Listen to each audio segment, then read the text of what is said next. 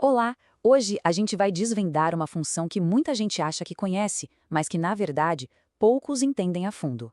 A do profissional de segurança e saúde no trabalho, o famoso SST.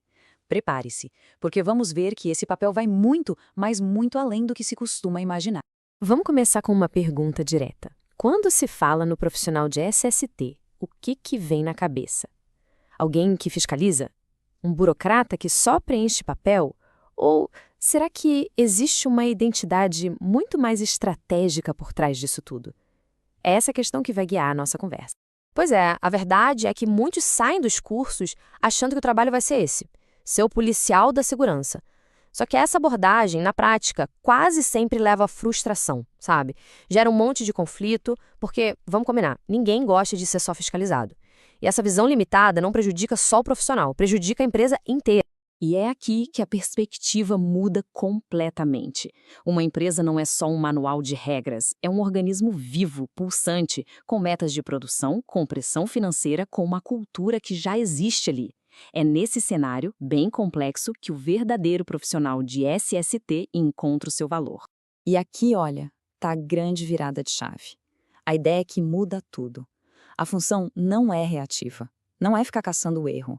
Ela é proativa.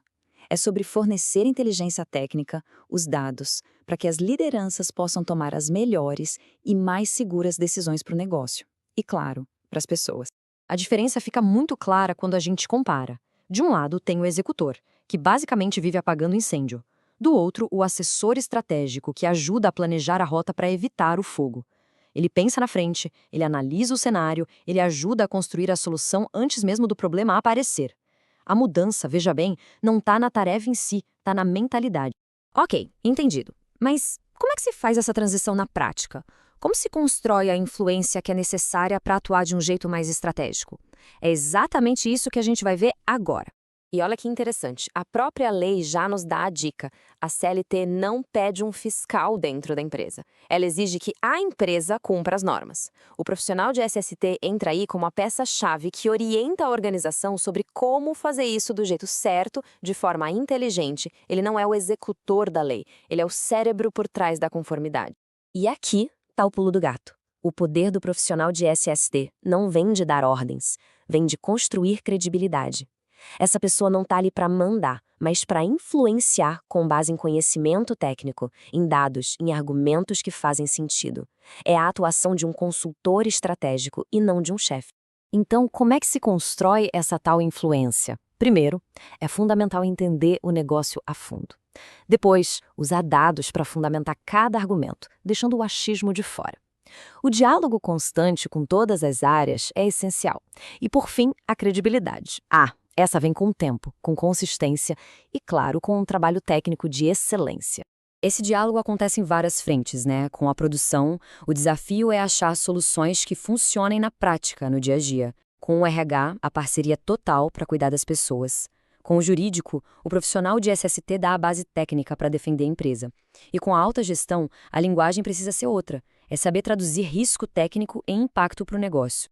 Essa frase é forte, mas é a mais pura verdade. Um profissional que ignora o contexto da empresa acaba sendo visto como um obstáculo, sabe? Alguém que só gera custo. Agora, aquele que entende o negócio, que fala a língua da empresa, esse é visto como um parceiro estratégico, alguém que ajuda a organização a chegar nos seus objetivos de forma segura e sustentável. Com essa base de influência toda construída, a gente finalmente chega no propósito maior da atuação estratégica em SST. E ele vai muito além de só cumprir a lei. Se a gente pegar a norma regulamentadora número 4, por exemplo, as atribuições que estão lá já são estratégicas. Elaborar inventários de riscos, acompanhar planos de ação, monitorar indicadores, isso não é burocracia, gente, isso é gestão na veia. A própria norma já exige uma atuação de gestor. E aqui a gente chega num ponto que é crucial, o duplo propósito.